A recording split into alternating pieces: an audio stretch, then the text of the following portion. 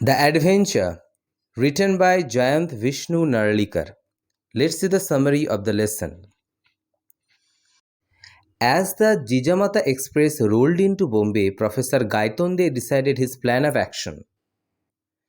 He would find a library and look for answer in history books. Then he would find his friend Rajendra Deshpande. At Shardhad, an Anglo-Indian man checked their permits. Gaitonde asked his companion Khan Sahib about his plans to reach Peshawar. The train now stopped at Victoria Terminus. Gaitonde exited the station and then stared at the building opposite. The building proclaimed its designation as the headquarters of the East India Company. Gaitonde now walked through Bombay, which housed English shops and banks, which were very different from the Bombay he knew before. He found the library and was astonished to find his own name on some history books.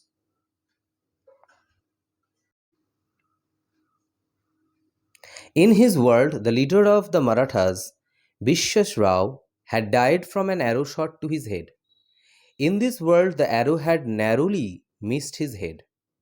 This crucial difference boosted the morale of the Marathas, who rallied behind their leader and emerged victorious against Abdali's troops.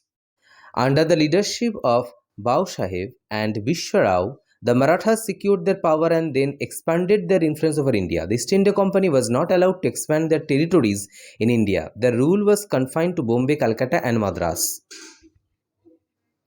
They allowed the Mughal regime to remain in Delhi, but to all intents and purposes they maintained the balance of power in India.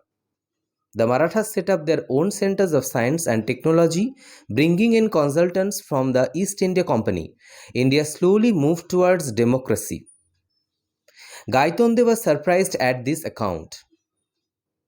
In this world, his country hadn't suffered from the yoke of British rule, but was a thriving democratic country. Such a small event had made such a huge difference in terms of historical change.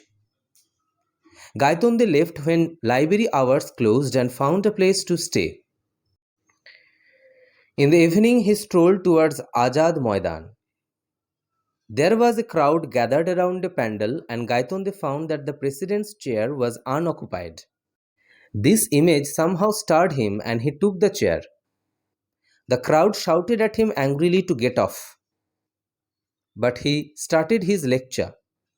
The crowd got angrier and more started to throw tomatoes and eggs at him. The narrative now shifts in the story.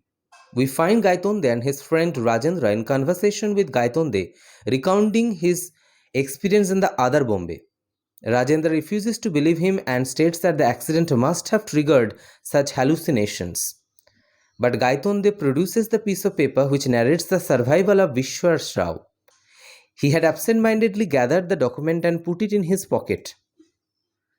Amazed, Rajendra discusses the possibility of alternate worlds existing side by side with our world. He concluded that somehow due to the collision, Gaitonde was able to travel from one world to the other.